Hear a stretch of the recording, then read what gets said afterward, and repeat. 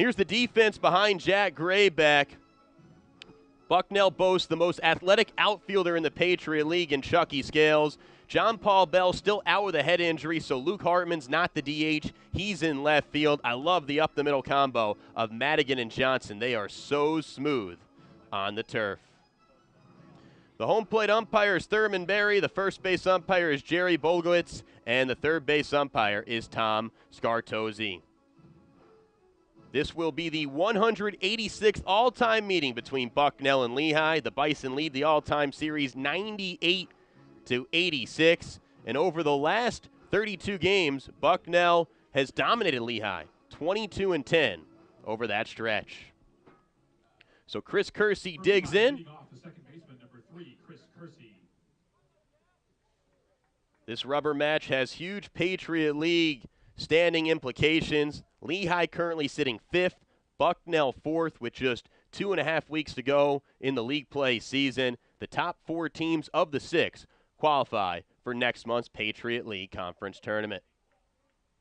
Lehigh's last NCAA appearance was 2015. That was when these seniors were freshmen.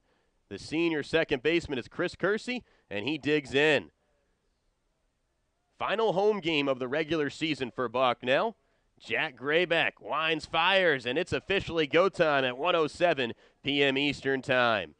Talking to veteran pitching coach Jason Knights, the key for Grayback is going to be how he starts innings. Leadoff batters reach base 47% of the time against the junior from Guilderland, New York, who stands at 6 foot, weighs 175 pounds.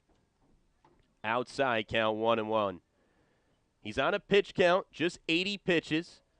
He threw 80 pitches, logged 6 innings, yielded 4 runs in a no-decision effort against Navy on Wednesday. The reason why he was able to throw against Navy, good changeup, swung out and missed, is because he was supposed to start Sunday in Massachusetts against Holy Cross, but that game was washed out up in Worcester. So that allowed Grayback to pitch the midweek tilt, and he's been the Sunday starter for the Bison. It'll be a 1-2 here to Kersey. And he shoots one up the middle for a base hit. Short, compact swing. That .351 batting average will go up after that crisp knock. And the leadoff man, once again, is aboard against Jack Grayback. Batting second, the right fielder, number 5, Ryan Bond. It's 330 feet down the right and left field lines, 365 in the gaps, and 400 at dead center. 62 degrees and sunny, an ideal spring afternoon in downtown Lewisburg. Now batting, it's right fielder Ryan Bonchak. In a bit of a slump, just 2 for his last 21. Guys, the old school no batting gloves approach. First pitch curveball in for a called strike, count 0-1. 2 weeks ago against Lafayette, Jack Grayback had one of the most interesting stat lines in a win you'll ever see. He threw 6 scoreless innings against the Leopards. He struck out 8, he walked 6, he hit 3 batters, and the leadoff batter of each frame reached base all 6 occasions. Yet he threw a scoreless inning, and his team got the win and completed the sweep. He is a Houdini out there. With runners on base, opponents only hit .248 against Grayback. As he throws over to check on Kersey. Kersey did swipe a bag yesterday. He's 5 for 7 in stolen base attempts. It's a Lehigh team that does not boast much power. They only have hit 8 home runs on the season. That's second fewest in the Patriot League. The only team that's hit fewer, the Army West Point Black Knights. They've hit 2 in 38 games this year. Ground ball, too short. Backhanded by Madigan. See if they can get 2. On to first. Got him! Good stretch by Miles Moore. Tremendous athleticism displayed by Madigan, the sophomore from South Jersey, ranging in the hole and starting up that double play. I talked about that up-the-middle combo when we referred to the defense. Those two are roommates, and they're so smooth together, and Madigan and Johnson. Batting third, the shortstop, number 8. Here's another look. Good range from Madigan, quick release. Johnson avoids the takeout slide. So 2 outs, nobody on here. This brings up the 3-hole hitter, James Blemming, the Iron Man for the Lehigh University Mountain Hawks. He has started in 139 of the team's last 140 games, all at shortstop. He doesn't play DH. 285 hitter, leads the team in RBI at 24.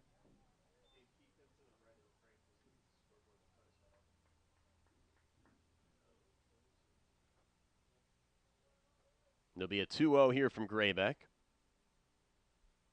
The pitch. Fired in for a called strike. Count 2-1. Bucknell using the same starting lineup for the third consecutive game.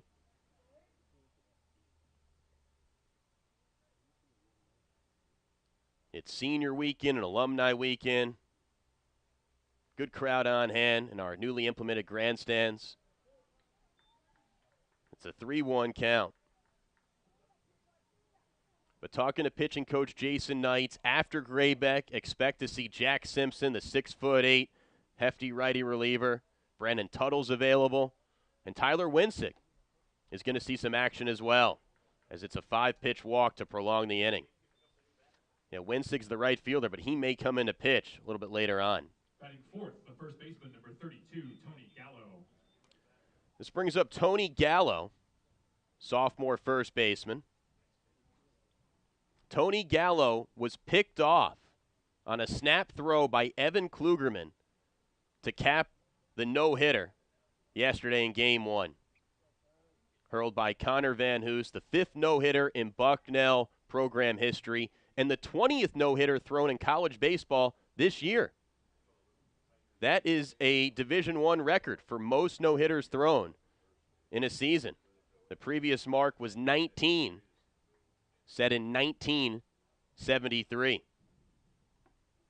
In for a called strike, count 0-1. I was picking the brains of a lot of people, coaches, players, administrators. Nobody had ever heard of a no-hitter ending on a pickoff play. I was joking with Connor Van Hoos, a bit anticlimactic. He kind of wanted to get it on a strikeout, but hey, you'll take a no-hitter any way you can get it. I talked to Jason Knights before the game. He said the scouting report is Lehigh takes lazy secondary leads. So he warned Evan Klugerman to be ready for a sneak play, and Korchak did a great job of sneaking behind Gallo. Curveball spins way high. But Van Hoos just faced 2 over the minimum, 8 strikeouts, 9 flyouts, 3 groundouts, and the snap throw down to first. And I don't even think he broke a sweat. He only threw 76 pitches. He joked he could have pitched Game 2. Good fastball. Blew it by Gallo. Count 1-2.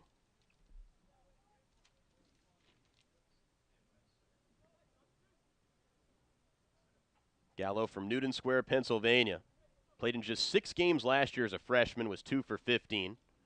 And now hitting around the 300 mark. So he's made some nice strides for Coach Leary's club as he fists one in the netting. And we'll do it again.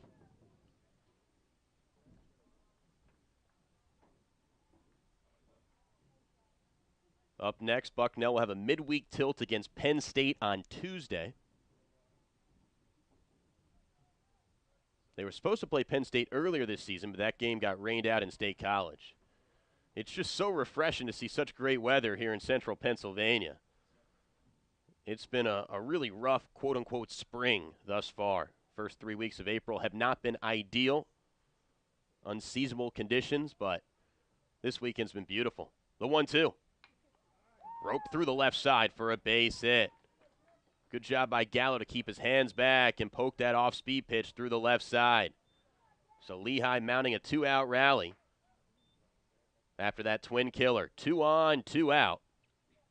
And the batter is Jeff Schoenfeld, the catcher. Let's take a look at this hit. Just a sweet, compact stroke. And he found the vacated hole through the left side. So force anywhere except home for the 250 hitter with a homer and 12 RBI. Fastball high, count 1-0. Schoenfeld from Garrett Valley, Pennsylvania, business major at 5'11". He interned at Citicorp last summer and he's aspiring J.P. Morgan financial analyst. This is a ideal student athlete. Spiking a breaking ball in the dirt, skips away. Klugerman pounces on it and throws out. Fleming trying to advance to third. What a play by Klugerman. It was a 57-footer spiked in the turf. He was able to knock it down, flip off his mask, and fire a dart down to third. Great job by Klugerman, and the swipe tag provided by Rawlings. Klugerman fired up, and it was Klugerman who had the snap throw to cap the no-hitter. He is one of the best defensive catchers, not just in the Patriot League, but in all of mid-major baseball. Through one half inning of play, it's none for Lehigh. Bucknell, they're coming to bat. You're enjoying Division I college baseball on Stadium and the Patriot League Network.